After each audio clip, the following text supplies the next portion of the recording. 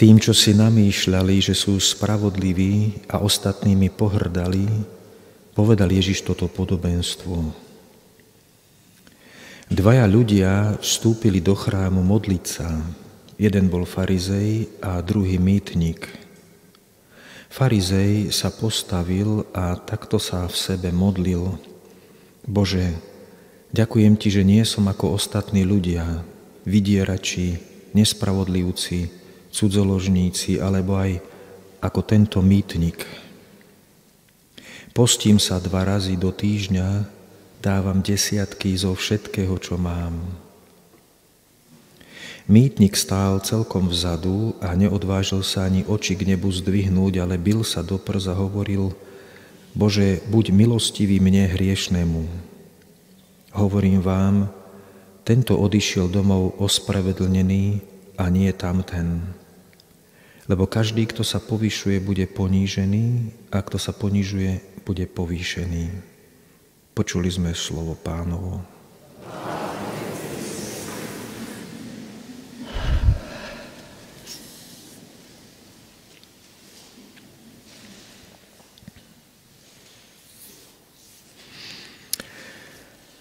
Myslím si, že musíme veľmi vážne uvažovať o veciach viery.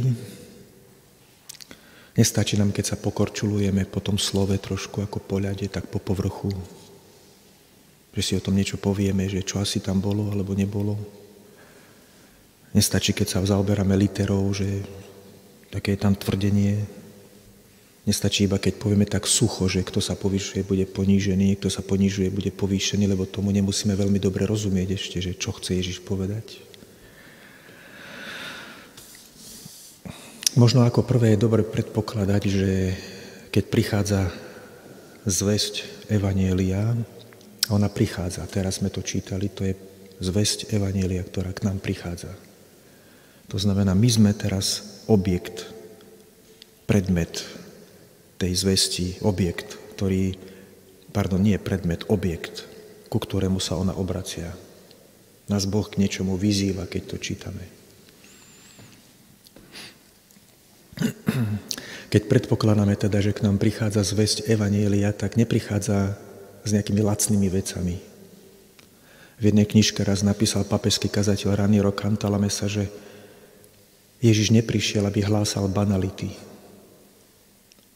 Na jednom mieste zase Boh povie prorokovi Jeremiášovi ohľadom požehnania, keď trpel. Trpel pre vieru, trpel tým, že sa mu veci viery zdali byť nedostupné. Hoci utrpenie tohto sveta alebo pokušenia tohto sveta boli veľmi reálne. A nazval Boha Jeremiáš, že prečo si sa mi stal klamlivým potokom, vodou, na ktorú sa nedá spoľahnúť. Čiže on vyjadril iba to, že aké sú ako niekedy pre ňoho nedostupné tie veci, o ktorých Boh hovorí, ako by sa nedali chytiť niekedy, hoci tie pozemské sú, každý deň sa ich takto vieme chytiť. A na margo toho, čo Jeremiáš sa modlil Bohu a preukazoval toto svoje utrpenie a túto svoju frustráciu, možno takú výčitku, tak Boh mu hovorí, že obráť sa ku mne a obrátim ťa. Ak oddelíš vzácne od bezcenného. Vidíte? Boh nazve tie veci vzácne, to sú Božie veci, a bezcenné, to sú tie naše ľudské pozemské veci. Hociaké. Voči Bohu môžu byť bezcenné. Voči večnému životu môžu byť bezcenné. Bezcenné môže byť aj bohatstvo, môže byť aj zdravie. Hoci čo môže byť bezcenné, pokiaľ není Boh v tom. Hej, a to oddelenie, to rozlíšenie, čo je bezcenné a čo je vzácne v tom. Hej, my nemôžeme povedať, že ľudia sú bezcenní, zdravie je bezcenné, ale v porovnaní s Bohom, keď ho chceš hľadať, toto môže byť bezcenné. A to, že tomu prikladáme príliš veľkú hodnotu, keď hľadáme Boha, to nás brzdí, aby sme ho vôbec našli. To sa kdesi skrýva aj v tom slove dneska napríklad. Čiže keď Ježiš hovorí podobenstvo, vymyslel si podobenstvo, ale jeho podobenstva sú vymyslené. To je ako keď sme hovorili, že prorok Jonáš zhltla ho veľryba. Myslím si, že ho v skutočnosti nezhltla. Ale to je nepodstatné, lebo to je prorocké slovo. To je obraz nejaký, ktorý je z Boha, z ducha. ktorý má niečo ukázať. Není podstatné, či je to história, že sa to takto stalo. Je to prorocký príbeh, ktorý má niečo ukázať. Ježiš si vymyslel príbeh. Ale za jeho vymysleným príbehom, ktoré sa nazýva podobenstvo, sa skrýva realita, ktorá sa každého z nás týka. Čiže Ježiš hovorí vymyslený príbeh, ktorý ale poukazuje na reálne veci, ktoré sú, ale on chce, aby sme si ich uvedomili. Alebo aby si ich tí ľudia, ktorým to hovoril, uvedomili. Je tam farizej napríklad. Je tam chrám. My máme už veľmi vrité to slovo farizej ako negatívne, že joj, ty farizej, pokrytec jeden. Hej? Keď čítame v Evanjeliu, tak to vôbec neznie. Svätý Pavol hrdo povie, že bol som farizej, zákonník a farizej, to znamená, bol som elitný duchovný človek. Farizei boli elita spoločnosti duchovná. To znamená niečo ako zasvetený stav. Preto pohrdali ostatnými, ktorí žili tak, že ani nevedeli prikázania poriadne vymenovať. Veľkňaz sa vyjadril o ľuďoch, že tento prekliatý národ ani zákon nepozná. Čiže farizej to bol elitne postavený človek v spoločnosti náboženskej a každý na ňo pozeral s úctou. To nebol negatívny výraz ako nadávka, ako to máme my dneska. Musíme dať veľký pozor, aby sme sami nechodili tou cestou, ako chodili farizei, pretože tá je nám blízka. To je taká blízka cesta, ktorá sa ako prvá ukazuje, keď chceme byť dobrí náboženskí ľudia. Hej, ako sa nám ukazuje to napríklad, keď začne pôst, hneď prekypuje v nás ten postoj farizejov, že čo by sme mohli také pekné, dobre urobiť, aby sme boli lepší aj vo vlastných očiach. Ale to nikomu nehovorte, ale je to aj vo vlastných očiach. Chcel by som tak, aby sa mi dobre darilo, aby som už nemal žiadne chyby ani hriechy. Chcel by som sa páčiť Bohu v tom všetkom. Hej. Čiže to sa nám tak samé, je to v povahe. Byť farizejom, to je to, čo človek vie najlepšie vymyslieť. Farizei vymysleli to najlepšie, čo mohli, aby boli dobrí náboženskí ľudia. Nič viac nevedeli vymyslieť, ale vymysleli toho dosť a boli dosť pevní v tom a mnohí aj obdivne na nich pozerali. Čiže takto musíme aj to podobenstvo. Nepozeráme, že bol tam nejaký blbec, ktorý bol farizej a bol primitívny nejaký a pokrytecký a neviem aký. Nie, to bol elitný človek náboženský, ktorý vstúpil do chrámu a cítil sa tam ako doma. Cítil sa tam, že som tu vítaný. Môžem si povedať, čo chcem, Boh je rád, že som tu. Hej? A zrazu videl aj tú svoju veľkosť, že jak je dobre, Pane, že nie som ako ostatní ľudia, že všetko dodržujem, že som tak dobre žijem do zatvorky. Áno, máš dobrý pôvod, mal si dobrých rodičov, narodil si sa tej správnej rodine, možno v centre Jeruzalema, možno si nemal žiadne také veľké problémy a všetci sú hrdí na teba, že si sa stal farizejom. On nevidel ďalej, nebol schopný ďalej vidieť len pozemské veci. Keď to počúvame, vyplynie nám medzi riadkami z toho, že tento človek, farizej, bol veľmi citlivý na pozemské veci. Veľmi dobre ich vnímal. Veľmi dobre vnímal tie vonkajšie skutky, ako mu fungujú v tom náboženstve. A v podstate by sme mohli povedať, že veľmi pekne žil pre ten pozemský život, kde patrilo aj to jeho náboženstvo. No ale to, čo hovorí Boh, je nadprirodzené. Hovorí napríklad Izajáš, Boh hovorí toto, moje myšlienky nie sú ako vaše myšlienky.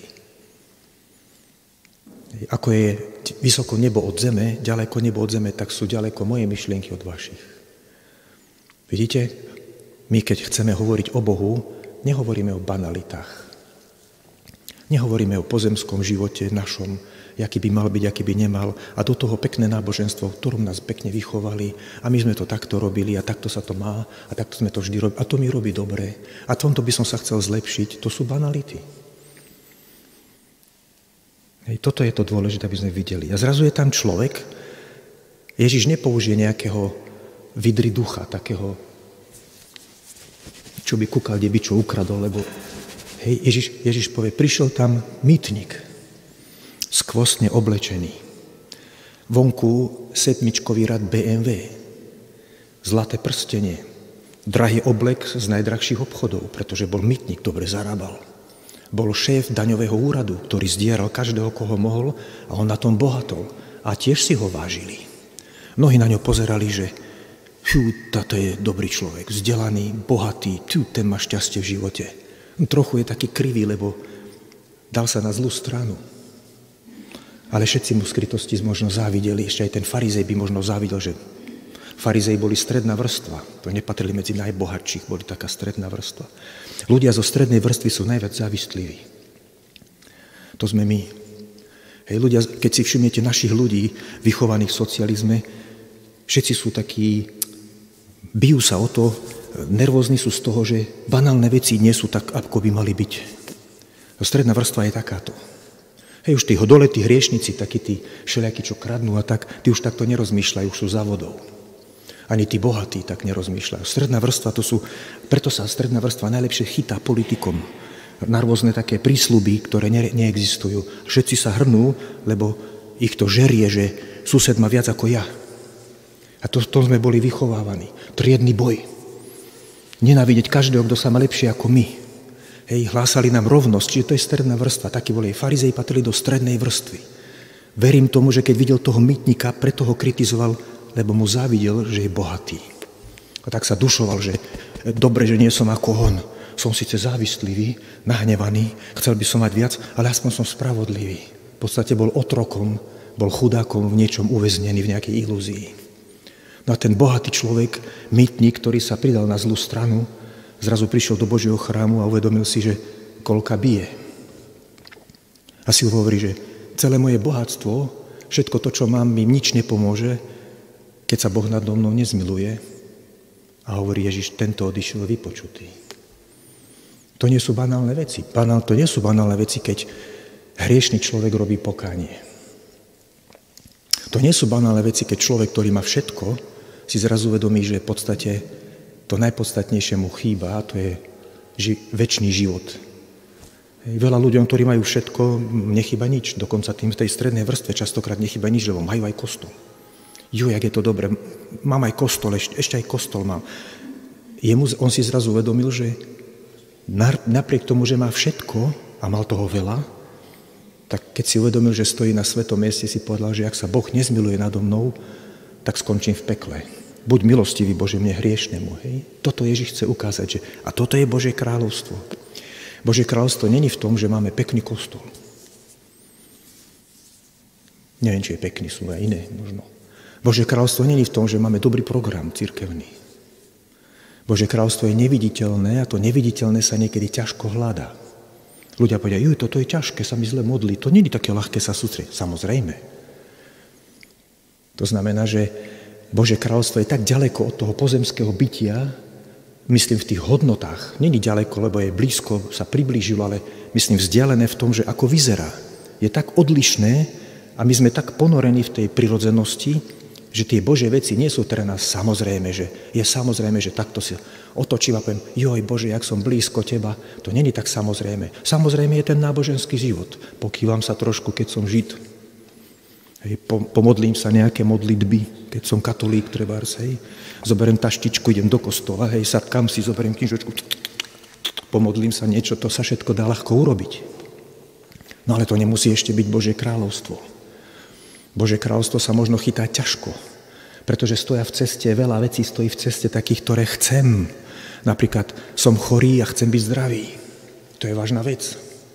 Som chudobný a chcem byť bohatší. Mám zlý dom, chcem väčší.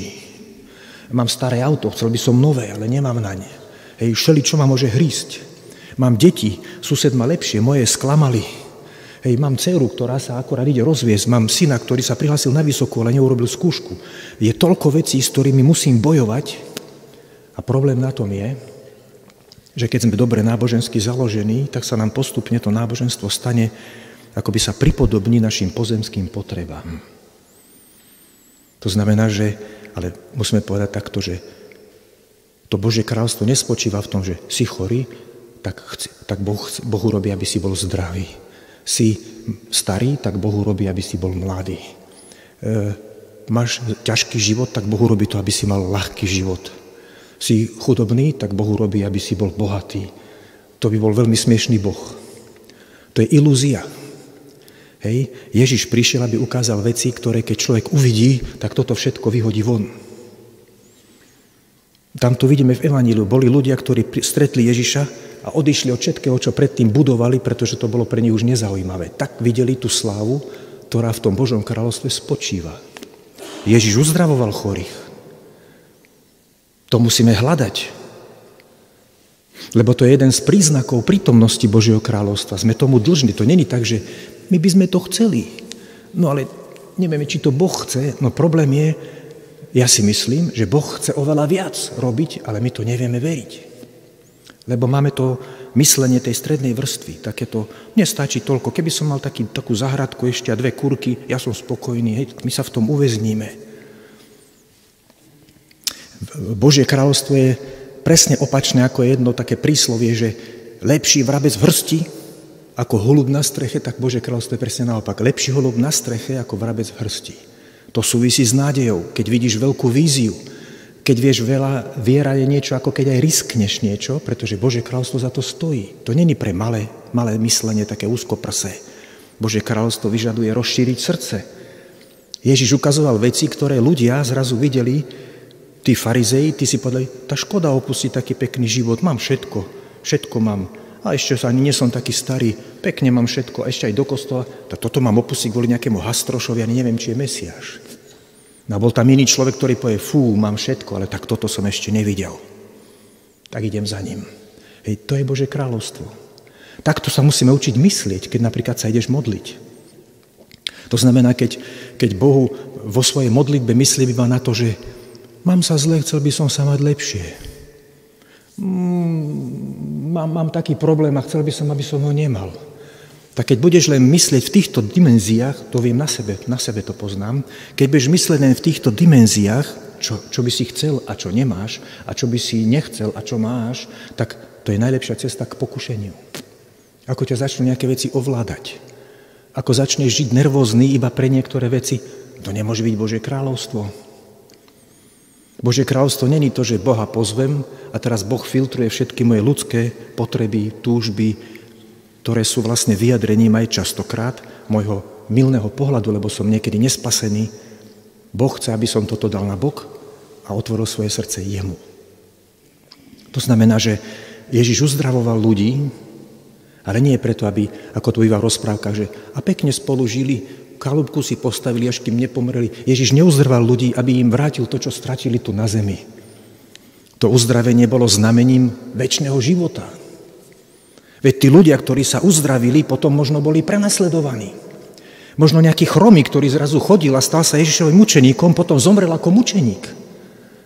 Ježiš neuzdraval ľudí preto, ako uzdravuje trebárs lekár, to nehovorím zlom voči lekárom. Ježiš nebol lekár, ktorý príde niekto a povie, mňa nezaujíma tvoja orientácia, nezaujíma tvoja rasa, nezaujíma ma tvoj duchovný život, nezaujíma tvoja morálka, tvoje názory morálne, mňa zaujíma tvoj vred a ten ti vyrežem, aby si ho mal vyliečený ten vred. A vy povieš, takého doktora chcem. Nestarajte sa do toho, ako žijem, ani mi nehovorte, že mám zmeniť svoj život, vyrežte mi vred. Dajte mi 3 pilule, toto my chceme. A na to sú lekári. Ale Ježiš nerobil to, že ukáž, vyrežem ti vred a žiť ďalej, ako chceš. Človek, ktorý bol slepý, videl, potom ho vyhodili Židia, farizejov vyhodili z veľrady. Vykopli ho, exkomunikovali ho, lebo nevedeli zniesť to, že sa ho dotkol Ježiš a uzdravil. Vyhodili ho von. Vidíte? Ešte len otvoril oči prvý raz, už bol prenasledovaný. Vlastná matka, rodičia sa ho zriekli. 9. kapitola Jan, keď hovoria, sa ich pýtali, naozaj nevidel a teraz vidí. Spýtajte sa jeho, už je dospelý, bo sa bali povedať. Vidíte? Zriekli sa ho. Ešte len bol uzdravený, už bol psanec. To je Božie kráľovstvo. To znamená, že keď my ho znížime k tomu, že ja chcem si tu žiť ten svoj pekný život tej strednej vrstvy, tu tak pekne na zemi, a keď by mi tak Pán Boh tomto všetko pomohol, joj, taký dobrý život, a keď chvála Bohu, že sme všetci zdraví, čo si najviac pravím, joj, chvála Bohu, že sme ešte na tom dobre. Stále mi to pripomína ten vtip, keď niekto vypadol z mrakodrapu v New Yorku a všetci tí úradníci, tých 120 poschodí, vybehli rýchlo ku oknu a pozerali, jak letí dole, až jak letel okolo nejakého poschodia, sa ho pýtajú, že tak ako? A on hovorí, zatiaľ je to dobré. Hej, tak my takto chceme žiť niekedy. Ale Božie kráľovstvo je o inom. Božie kráľovstvo je o večnom živote. To znamená, Boh ti neurobí to, že tu na svete zostaneš nesmrteľný. Že tu na svete nebudeš mať žiadny problém. Ale objavíš Boha, ktorý je večný a to vstúpi do tvojho života. To je budúcnosť. A to sa musí odraziť v tvojom napríklad modlitbovom živote. Nemodlíš sa iba tak, že máš pred sebou svoje problémy a tak ich stále svietiš na Boha s nimi, s tými problémami. Musíš ich dať na bok, lebo ťa rušia. A musíš povedať, Bože, som chudobný, ale chcem teraz teba. Viem, že tom vieš a že mi môžeš pomôcť. Bože, mám teraz taký problém, je strašný pre mňa, ubíja ma, ale ja viem, že aj keby sa ten problém vyriešil, poznám mnoho ľudí, ktorí ten problém nemajú, aj tak žijú bez Boha. Poznám mnoho ľudí, ktorí sú úplne zdraví a majú perfektnú postavu a sú úplne vitálni a viem, že žijú zle, pretože nechodia vo viere. Čiže ty musíš byť pozorný, že čo chceš teraz zažiť s Bohom. Boh ťa môže aj uzdraviť, ale musíš hľadať Jeho a Jeho kráľovstvo, nie seba a svoje vyjadrenie to, ako ty vidíš svet. V tom je tá cena Božieho kráľovstva, že je iné. Že ponúka niečo iné ako tento svet, že ponúka niečo iné, ako vie vymyslieť tvoja hlava. Veď koľko je perfektných vecí v živote, ktoré vedia ľudia vymyslieť, nepotrebujú ďalšiu. Je toľko teórií, je toľko spôsobov života, je toľko diet všelijakých, toľko všelijakých bodybuilding a všelijakých vecí, ktorý mladý človek môže... Biomamičky sú dneska, mladé mamičky s detičkami, ktoré nedajú ani očkovať, ktoré hľadajú všetko, aby ich detičky boli zdravé, všetko to je perfektné, ale to neurobí, že budú mať večný život. Čiže my nepotrebujeme k tomu pridať ešte ďalšie, nepotrebujeme robiť ešte ďalšie veci, ktoré už svet ich má 1000 perfektných. Tým, čo sa darí, tak sú perfektné, tým, čo sa nedarí, sú není perfektné. Nepotrebujeme ďalšiu k tomu pridať ešte. Je to niečo, čo je úplne odlišné od všetkého. V tom je hodnota evanjelia. Viera v Ježiša Krista je úplne odlišná výzva od všetkých, ktoré tu na svete existujú. Toto kresťan musí vidieť a toto musí hľadať. To je tá perla. Takže majme také otvorené srdce. Prosme Pána, aby sme, keď prichádzame k nemu, stras zo seba všetky tie veci, ktoré ťa zaoberáš sa nimi, zaujímajú ťa, si na ne hrdý, všetko stras. Musíš stichnúť pred Bohom. A musíš chcieť, aby robil to, čo chce aj on, nie len to, čo ty chceš. Aby ti dal poznať to, čo on chce, aby si poznal, nie len to, čo ty by si chcel, aby sa stalo. Dneska mladí ľudia niekedy robia to, že sú takí aktívni aj v modlitbe. Napríklad som už počul veľakrát, treba nejaký človek mi povie, že ja si pustím na mobile chvály, tak sa modlím. Potom si pustím dobrú prednášku, je perfektné. Potom si trošku prečítam z nejakej knižky. A to si už domyslím, že čo potom povieš Bohu, že a ja by som to tak chcel mať. To je celá modlitba. To nie je modlitba, to nie je čas s Bohom. To je len také o Bohu. Také, ako keby som si púšťal film. Musíš toto dať na bok a musíš ty začať s Bohom hovoriť, aj keď je to ťažké. Ty musíš vedieť, že Božie kráľovstvo je z iného sveta. To ti nepôjde tak prirodzene samé, ale musíš za tým ísť. Hľadaj Božie kráľovstvo, hovor k Bohu a počúvaj, čo bude hovoriť on k tebe. Začni čítať Bibliu. Božie slovo začni čítať. Aj keď je ťažké pre teba, to je slovo, ktoré hovorí Boh. Bude ťa budovať. Môže to byť ťažké, ale Boh vybuduje v tebe veci, ktoré nevieš nikde chytiť, nikde vidieť v televízii, nikde možno ani na duchovnom programe nezažiješ, v nejakom festivale. Musí Boh hovoriť k tvojmu srdcu tie veci. Tam rastie tá viera a to Božie kráľovstvo, ktoré môže zmeniť navždy tvoj život. Amen.